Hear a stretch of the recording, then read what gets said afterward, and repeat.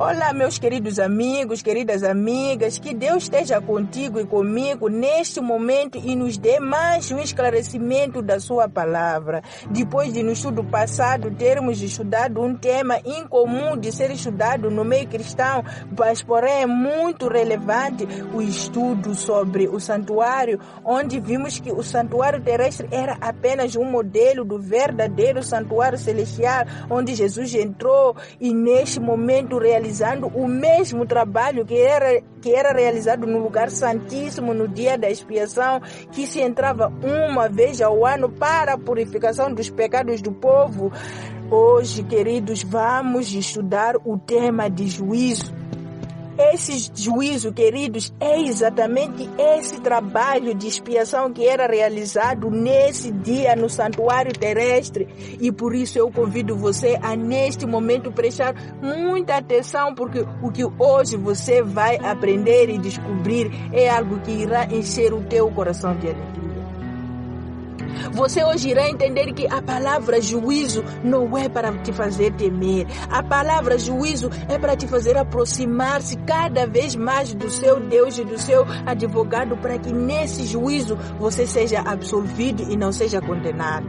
Muitas pessoas, porém, têm medo dessa palavra juízo e às vezes acham que não é verdade, não existe nenhum juízo, é invenção cristã, mas a Bíblia nos fala realmente de juízo. E por isso agora convido você a orarmos para nós podermos compreender esse tema. Neste momento entramos na tua presença, pedimos luz e compreensão, Pai, para que possamos sair daqui satisfeitos em entender que o juízo que existe na Bíblia é uma coisa real, mas que nós, se confiarmos totalmente em Ti, poderemos ser absolvidos da condenação no juízo. Seja feita a sua vontade na minha vida, na vida dos meus irmãos, na vida de todos participantes desse grupo. Em nome de Jesus. Amém. Então, queridos, muitas pessoas lhes custa acreditar que exista um juízo, porque comparam o juízo celestial com o juízo terrestre. O juízo terrestre, muitas das vezes, não há justiça, e vocês são testemunhas disso. No juízo terrestre há corrupção. No juízo terrestre há pessoas culpadas que não são condenadas porque pagaram. No juízo terrestre há pessoas inocentes que são condenadas porque o outro pagou para que fossem condenadas. Então, o juízo celestial é muito diferente do juízo terrestre. O juízo celestial é justo. O juízo celestial, ninguém será condenado de maneira falsa e ninguém será absorvido de maneira falsa. Todos receberão a sua devida recompensa. Porém, apesar de que o juízo terrestre e o juízo celestial serem diferentes na sua maneira de julgar, eles contêm os mesmos elementos que existem tanto no juízo terrestre assim como no celestial. As mesmas coisas são usadas para julgar alguém na terra, também são usadas para julgar a pessoa lá no céu. E isso é o que você vai descobrir no estudo de hoje. Agora, queridos, a questão número 1 do nosso estudo dizia: o que diz a Bíblia sobre o juízo? Aqui era para sabermos exatamente se a Bíblia fala de juízo ou não. E nós encontramos em Hebreus 9:27 que realmente a Bíblia fala de juízo. Hebreus 9:27 diz que aos homens está ordenado morrerem uma só vez, vindo depois o quê? O juízo. Então a Bíblia fala claramente que exista um juízo. Porém, queridos, quero deixar claro que esse versículo não está a dizer que a pessoa quando morre vai direto ao julgamento. Não.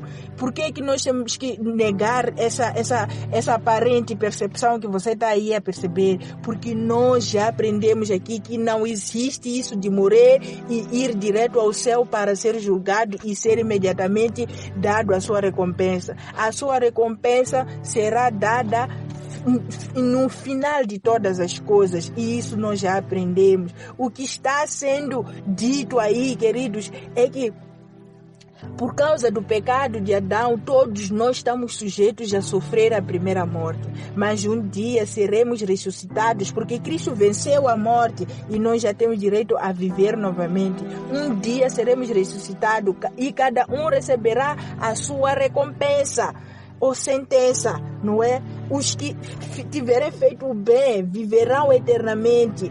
Mas os que tiverem feito o mal irão receber a sentença de morrerem eternamente, que é a segunda morte que nós já estudamos. E essa segunda morte ocorrerá pelo fogo. Essa será a recompensa por causa daquilo que a pessoa tiver feito. Então, isso é como também se fosse o juízo final, é o juízo de execução que irá acontecer, não é? Nesse juízo de execução, os que tiverem feito o bem vivem eternamente, os que tiverem feito o mal morrem eternamente. Então, a Bíblia realmente está a falar de um juízo que irá acontecer e será dada uma sentença. Na questão número 2, nós encontramos a afirmação: o santuário terrestre foi uma demonstração do santuário celestial, não é? Sendo assim, o que diz a Bíblia sobre também existir uma fase da expiação no santuário celestial, já que na terra existia essa fase? E a resposta nós vamos tirar em Daniel 8:14, e encontramos claramente que a Bíblia diz que até 2.300 tardes e manhãs o santuário seria purificado. Até 2.300 tardes e manhãs, querido, o santuário seria purificado. Aqui, queridos, eu sei que você não entendeu o que é isso de 2.300 tardes de manhã, mas você irá entender. Isso é um verso profético que precisa ser explorado para ser percebido claramente. Isso será um tema para outro estudo. O que você deve entender aqui é que esse juízo iria começar quando se completasse 2.300 tardes de manhã. Essas 2.300 tardes de manhã correspondem a 2.300 anos. E a Bíblia, em Daniel 9:24-27, nos diz que nós devemos começar a contagem desde a saída do decreto para restaurar a Jerusalém. Desde a saída do decreto para restaurar Jerusalém é onde nós deveríamos começar a contar esses anos todos. E esse decreto foi promulgado pelo rei Artaxerxes nos tempos da rainha Esther. Esse decreto foi promulgado por esse rei Artaxerxes. Então nós devíamos começar a fazer a contagem até alcançarmos essas 2.300 tardes a partir desse ano. E quando nós procuramos saber na história e em tudo que aparece na própria Bíblia, nós encontramos que esse decreto foi promulgado no ano 457 a.C. E quando se faz a contagem, queridos, encontra-se o ano 1844. Nesse ano 1844 completaria-se os 2.300 anos. Então, aí estava sendo, Deus deixa claro que o juízo começaria nessa data. E vai até quando? Até a volta de Jesus. Até a volta de Jesus começaria esse juízo, queridos. Então aqui o que deve você entender é que realmente a Bíblia diz que um dia o santuário seria purificado. E como a contagem culminou no ano 1844, está claro que a Bíblia refere ao santuário celestial, pois o santuário terrestre perdeu sua função quando Cristo morreu na cruz. Não tem como Daniel 8:14 estar a falar do santuário terrestre, porque o santuário terrestre já não existia, já não existe nessa data. Então, queridos irmãos, se você entendeu bem, a Bíblia está a dizer que a partir desse ano começaria o juízo no santuário celestial. começaria a decisão do destino de cada indivíduo. Nós temos apoio dessa ideia, Apocalipse 14:7, onde é dito que temei a Deus e lhe dai glória, porque chegou a hora do juízo. Adorai aquele que fez o céu e a terra e as fontes das águas. Esse é o convite que Deus está a fazer a você nesta hora. Deus está a convidar você a adorar a Ele de todo o coração, porque chegou a hora do juízo. E agora, queridos irmãos, no número 3 nós encontramos a questão que vai nos esclarecer claramente o fato de os elementos que compõem o tribunal terrestre sejam também os elementos que compõem o tribunal celestial. Essa questão agora que nós vamos entrar nela vai nos esclarecer claramente que realmente tudo que compõe o tribunal terrestre também compõe o tribunal celestial. E nós encontramos aqui no número 3, a primeira coisa que compõe o tribunal terrestre são os réus. E nós aqui também no céu nós encontramos que existem os réus. Então, o 2 Coríntios 5:10 nos diz claramente: porque todos devemos comparecer ante o tribunal de Cristo, para que cada um receba segundo o que tiver feito por meio do corpo, ou bem ou mal. O que você percebeu? Aí está sendo dito que todos deveremos comparecer ante o tribunal de Cristo para dar conta do que cada um fez por meio do corpo. Quem são os réus, queridos? Os réus são todos os seres humanos. Os réus são todos os seres humanos e todos os seres humanos passarão por esse tribunal. Na linha B nós encontramos a quem os réus prestam contas. Romanos 14:12 nós encontramos a resposta que os réus prestam conta de si mesmo a Deus. Então aí nós encontramos que é juiz. O Deus é o juiz, porque quando você vai ao tribunal, você tudo que vai falar, vai fazer-se no tribunal é para prestar contas a quem? A Deus. E não é diferente no tribunal celestial. Todos nós vamos prestar contas a quem? A Deus. A linha C nós temos: quem é o advogado defensor dos réus? 1 João 2:1 nos deixa claro que o Jesus Cristo é o nosso advogado. E o versículo até fala de uma maneira linda, diz: meus filhinhos, estas coisas vos escrevo para que não pequeis. E se alguém pecar, temos um advogado para com o Pai, Jesus o justo. Temos um advogado junto ao Pai, Jesus Cristo, o justo. Você está a entender algo? Não há ninguém que pode estar diante do Pai para defender a ti, porque não há nenhum ser humano que é justo. O único que é justo, que se fez homem sendo Deus, é Jesus Cristo.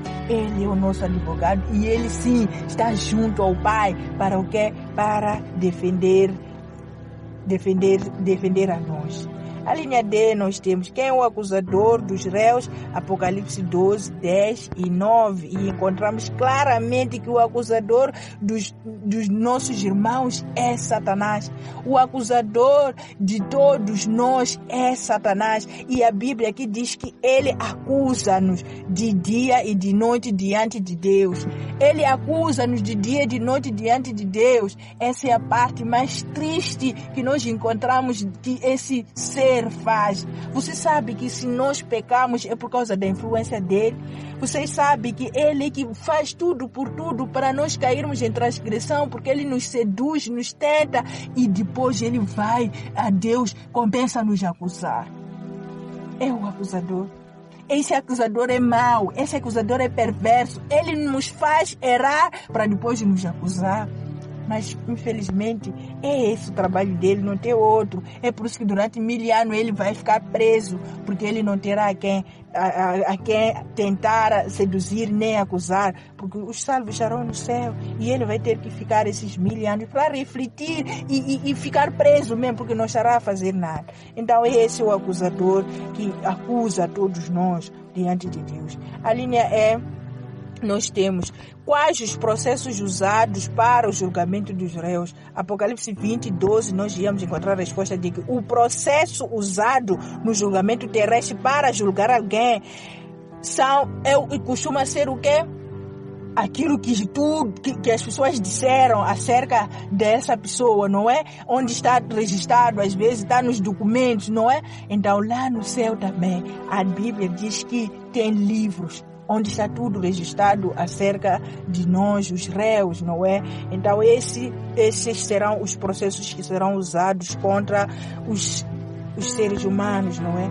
Então a Bíblia aqui está a dizer claramente que existem livros nos quais são registrados nomes e ações das pessoas. Esses registros são esses que serão usados para o estudo de cada caso nesse julgamento. E a linha E, temos a questão: qual é o código penal usado para a condenação dos réus?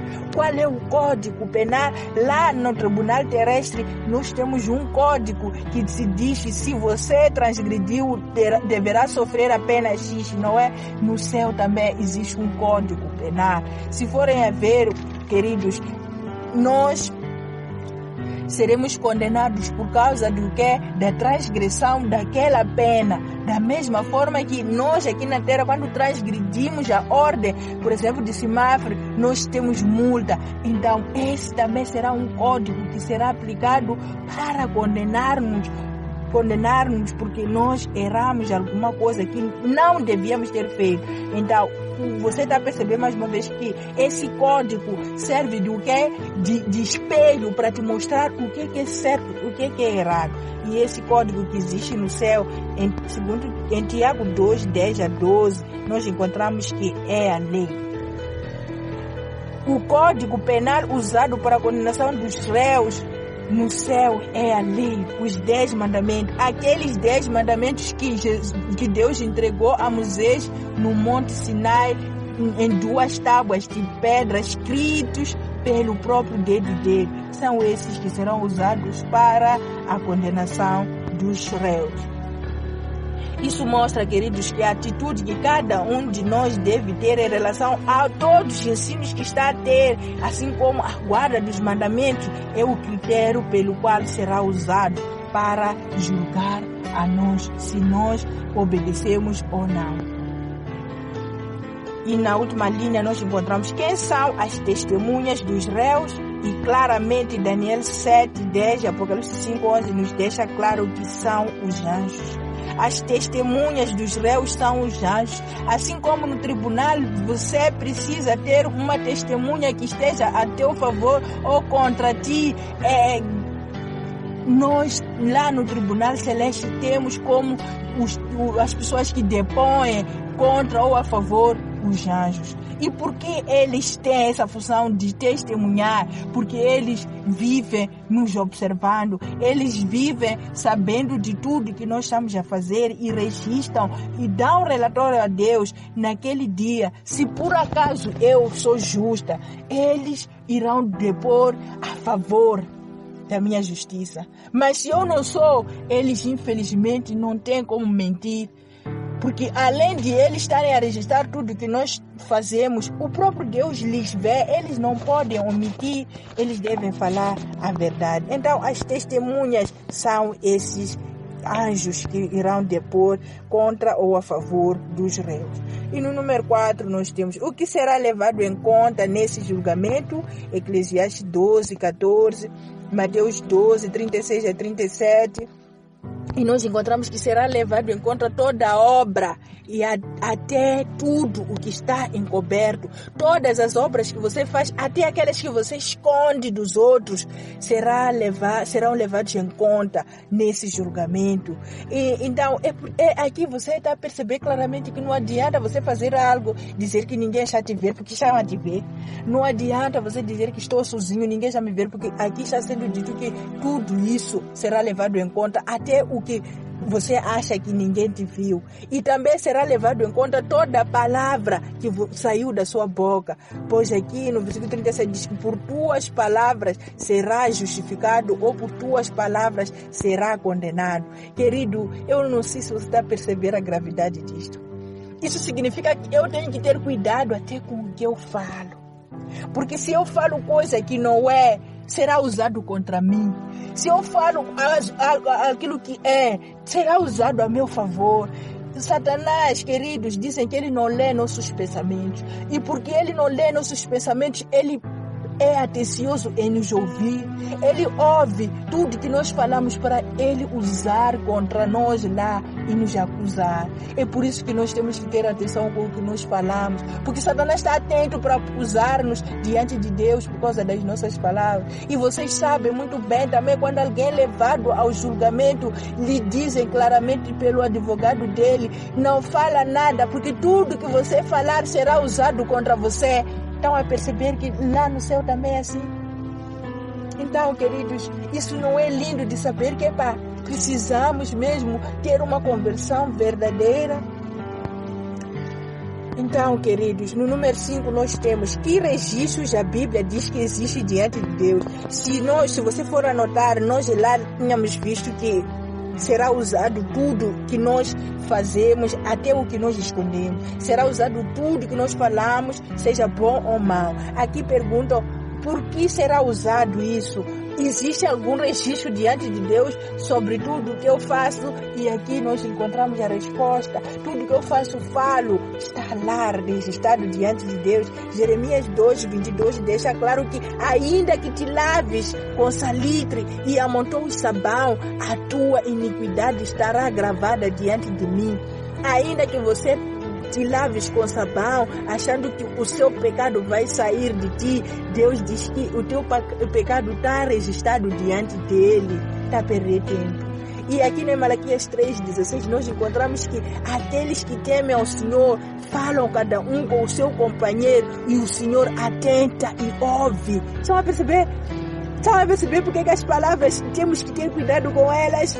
Mesmo nós sendo cristãos, Deus atenta e ouve o que nós falamos e Ele tem um memorial escrito diante dele para os que temem ao Senhor. Tudo que nós falamos, conversamos como sendo cristãos, Ele atenta e ouve e tem um memorial diante dele. Em outras palavras, se você é cristão de verdade, é claro que esse memorial que está diante de Deus é de boas obras, boas palavras, boas ações, não é? Enquanto que Jeremias está escrito tudo de mal, esse memorial está escrito tudo de bom. O normal é isso que tem que acontecer conosco cristãos.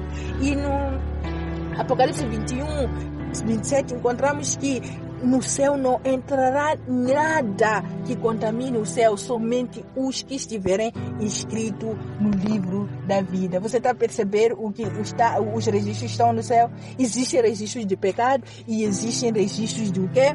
Registros de boas obras. E existe o livro da vida, onde os que serão salvos vão para o livro da vida.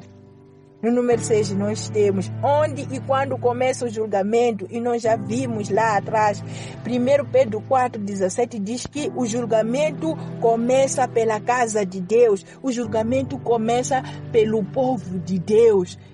Então, isso mostra claramente que aquele dia da expiação que começou no ano 1844 é para julgar o povo de Deus, é para julgar os salvos, é para julgar os justos, aqueles que se dizem que eles temem a Deus. Mas por que precisam ser julgadas essas pessoas? Porque é preciso confirmar se permaneceram retos diante de Deus ou mudaram de ideia. É preciso confirmar se realmente merecem ser salvos para que agora o seu nome seja realmente escrito no livro da vida e ser apagado o pecado que porventura possa ter feito essa pessoa. E isso está claro aqui em Apocalipse 14:7 diz que temei a Deus e dai-lhe glória, porque chegou a hora do seu juízo. Adorai aquele que fez o céu e a terra e as fontes das águas. Esse é o convite de Deus. O juízo já começou. Começou quando? No ano 1844, conforme nós vimos em Daniel 8:14. Número 7 nós temos como podemos ser absorvidos no juízo e não sermos condenados. Romanos 8:1, Lucas 10:20. Romanos 8:1, queridos, nos diz algo emocionante. algo que você vai ficar alegre de ouvir. Aqui diz, portanto, agora nenhuma condenação há para os que estão em Cristo Jesus, que não andam segundo a carne, mas segundo o Espírito. No Lucas 10, 20 diz, mas não se alegrem porque os espíritos sujeitam-se a vocês, alegrem-se porque o vosso nome está inscrito no livro da vida. Mas nós precisamos compreender bem como é que é possível você não ter nenhuma condenação só porque você está em Cristo Jesus. Como é que isso é possível, queridos? A Bíblia diz em João 5, 22 que o Pai a ninguém julga, mas confiou todo o juízo ao seu Filho. E por isso, claramente, queridos, Jesus é advogado e ao mesmo tempo é juiz. Interessante isso, né? É interessantíssimo e surpreendente. Mas é verdade. É por isso que Romanos 8 diz a dizer que nenhuma condenação há para os que estão em Cristo Jesus, pois logicamente se Jesus é advogado que te defende ao lhe contar o teu caso e ao mesmo tempo ele é juiz, por que então te condenaria? Sabe qual é a tua maior função? A tua maior função é contar todo o teu caso ao seu advogado. E quando você conta todo o teu caso ao seu advogado, automaticamente você não é condenado. Por que você não é condenado? Porque ele ao mesmo tempo é juiz. Como é que ele é juiz? É claro que você está surpreso. De que maneira isso acontece? Porque ele, quando veio morrer por nós aqui, ele ganhou direito sobre nós. Ele ganhou direito sobre nós quando ele subiu ao céu, apresentou as marcas da crucificação. Ele declarou claramente que eles me pertencem. Por que então Deus ia continuar a nos julgar se Ele pagou a pena que nós merecíamos diante de Deus? E por isso João 5, 22 diz que o Pai a ninguém julga, mas confiou todo o julgamento ao Filho. Deus, quando viu que Ele pagou todo o nosso pecado, que a nossa transgressão, ele disse, filho, julgue você. Julgue você. Por que eu ia julgar? Julgue você. Ele transferiu o julgamento ao filho. Aquele Deus que nós todos vamos prestar contas. Ele está a dizer que, na verdade, quem vai vos julgar não sou eu, é o Filho, é Jesus. E se Jesus é advogado e ao mesmo tempo é juiz, é claro que você já está salvo. E o que a Bíblia está aqui a dizer, querido, não há condenação para aqueles que estão em Cristo Jesus. Por isso, creia em Cristo. Essa, queridos, talvez é a melhor revelação que nós já ouvimos aqui na Bíblia. Não é por acaso que Ele é o único caminho para a nossa salvação. Ele é o único caminho que nos leva até o Pai. E por isso devemos saber que, na verdade, existem 3 fases de juízo. A primeira fase é o juízo pré-advento, que acontece antes da volta de Cristo. A segunda fase é o juízo de confirmação, que acontece durante os 1000 anos, onde nós vamos querer saber por que fulano não está aqui. E Deus vai dizer, está aqui. Nós vamos querer comprovar se Deus foi justo ou não. E Deus vai abrir os livros, vai dizer, está aqui, veja os registros. E nós vamos dizer claramente que Deus foi justo, porque não há injustiça no julgamento de Deus. A última fase é a fase mais triste, a fase da execução, que é o juízo executivo. Esse acontecerá no final dos 1000 anos.